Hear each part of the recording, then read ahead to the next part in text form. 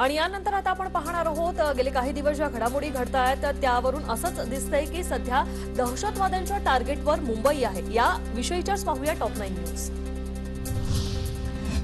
दिल्ली पोलिसांनी दहशतवाद्यांना अटक करून मुंबईतील घातपाताचा कट उधळून लावला। दहशतवाद्यांच्या टार्गेटवर मुंबईतील गर्दीची ठिकाणं होती। Mumbai local, Girgaon Chowpatty, marine lines आणि दादर इत्यादी गर्दीची ठिकाणं दहशतवाद्यांच्या टार्गेटवर होती। तसंच महाराष्ट्र, दिल्ली, यूपी मध्येही बॉम्बस्फोटाचा दहशतवाद्यांनी कट आखला होता, परंतु सुरक्षा यंत्रणांनी दहशतवाद्यांचा कट उधळून लावला। दिल्ली पोलिसांनी काल 6 दहशतवाद्यांना अटक केली। मुंबईच्या धारावीत जान मोहम्मद शेख हा राहत होता, तर त्याचे पाकिस्तानातील डी कंपनी सोबतचे संबंध असल्याबद्दलचे अनेक रेकॉर्ड आहेत। जवळपास 20 वर्षापूर्वीचा रेकॉर्ड आहे, पण दहशतवादाच्या कटाबाबतची माहिती आमच्याकडे नव्हती, अशी माहिती एटीएस प्रमुख विनीत अग्रवाल यांनी दिली। चाहूंगा कि उसका काफी पुराना एक रिकॉर्ड है।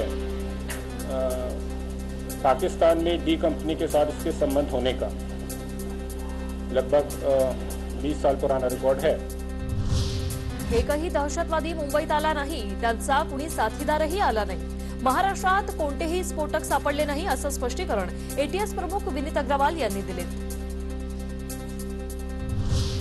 उत्तर प्रदेशातून आणखी 3 दहशतवाद्यांना अटक करण्यात आली। गेल्या 2 दिवसात 9 दहशतवाद्यांना अटक करण्यात आली आहे, तर या दहशतवाद्यांच्या निशाण्यावर मुंबईसह देशभरातील 12 शहरं होती।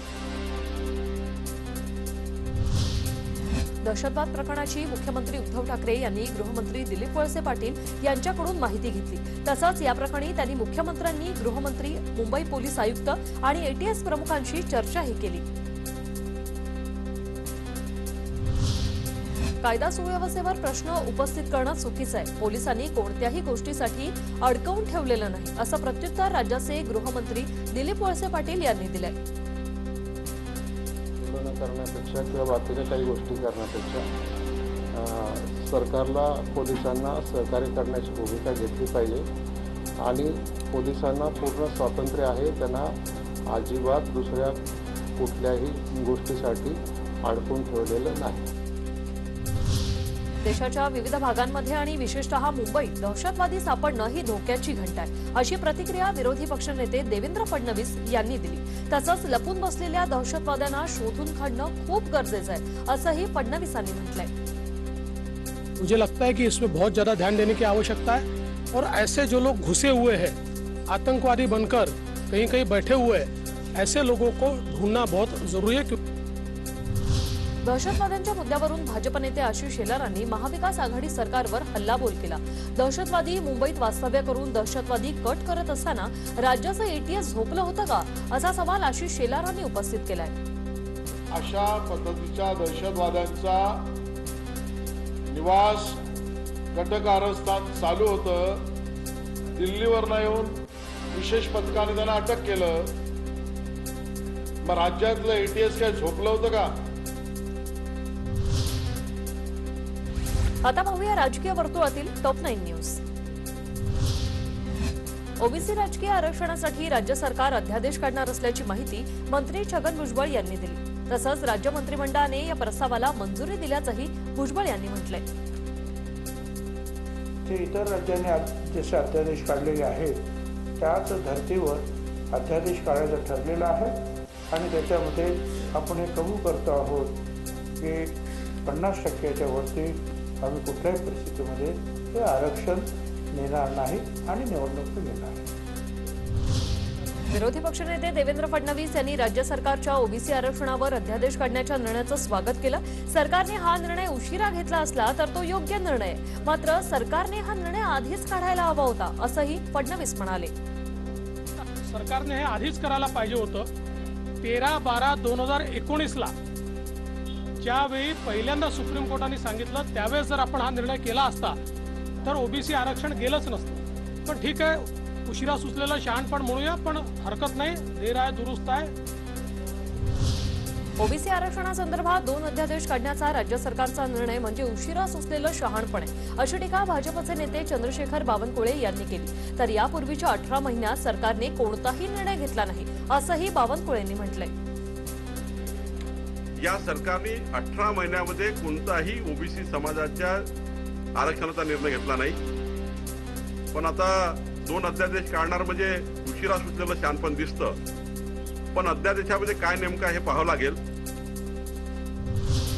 या अध्यादेशानंतर काही प्रमाणात ओबीसींच्या जागा कमी होतील, मात्र ओबीसींच्या 90% जागा टिकतील असा दावा भुजबळ यांनी केलाय.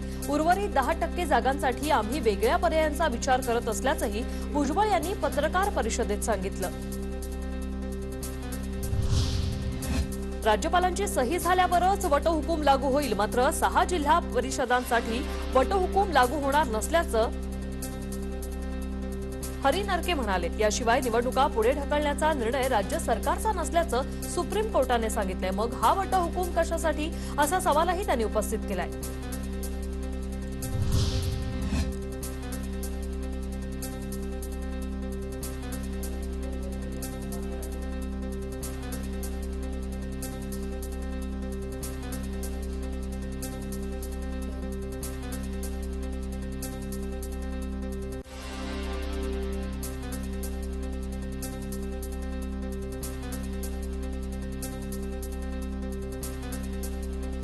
भाजपने किरीट सोमय्या यांना ईडीचं प्रवक्तेपद द्यावं असा चिमटा राष्ट्रवादीचे आमदार रोहित पवार यांनी काढलाय. ईडीना कळायच्या आधी त्यांना बऱ्याच गोष्टी कळत असतात, त्यांच्यावर टीव्हीचा फोकसही असतो, त्यामुळे त्यांना हे पद द्यायला हरकत नाही असा टोला रोहित पवारांनी लगावला.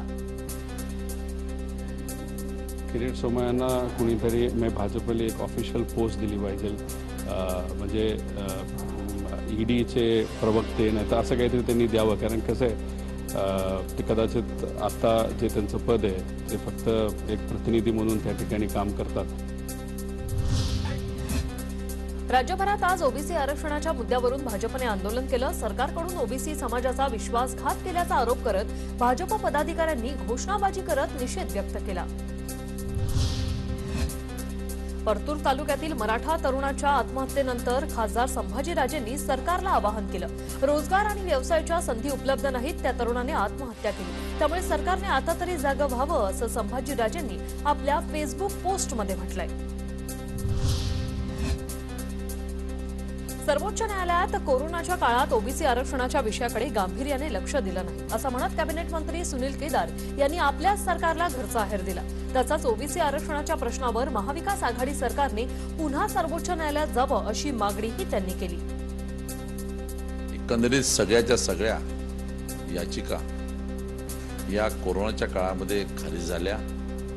कुठेतरी त्या विषयाकडे गांभीर्यानं लक्ष देण्यासंबंधीच प्रयत्न झाला नाही असं म्हणणं तर चुकीचं होणार नाही. आता पाहूया टॉप 9 महत्त्वाच्या बातम्या. भाजप खासदार उदयनराजे भोसलेंनी नगरविकास मंत्री एकनाथ शिंदेंची त्यांच्या दरेगावी जाऊन भेट घेतली. यावेळी त्यांनी कोयना जलाशयातील तरफा चालवण्याचा आनंदही लुटला. राष्ट्रवादी काँग्रेस हा रंगलेल्या गालांचा मुका घेणारा पक्ष नाही, तर महिलांचा आदर करणारा पक्ष आहे असं म्हणत सुरेखा पुणेकर यांनी प्रवीण दरेकरांच्या आक्षेपार्ह वक्तव्यावर भूमिका मांडली.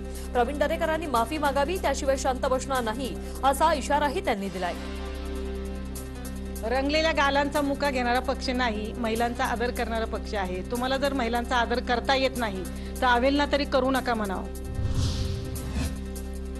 डॉक्टर नरेंद्र दाभोलकर हत्या प्रकरणात पुणे कोर्टाने 5 जणांवर आरोप निश्चित केलेत. या प्रकरणाची पुढील सुनावणी 30 सप्टेंबर रोजी होणार आहे. 5ही आरोपींनी यावेळी कोर्टात निर्दोष असल्याचं सांगितलं. अतिरिक्त सत्र न्यायाधीश SR नवंदर यांच्या न्यायालयापुढे ही सुनावणी झाली. बार्शीचे आमदार राजेंद्र राऊत आणि पोलीस निरीक्षक रामदास शेळके यांच्यात वादावादी झाली. गणेश मंडळाच्या कार्यकर्त्यांचा वाढदिवस साजरा करण्यावरून हा वाद झाल्याचं कळतंय.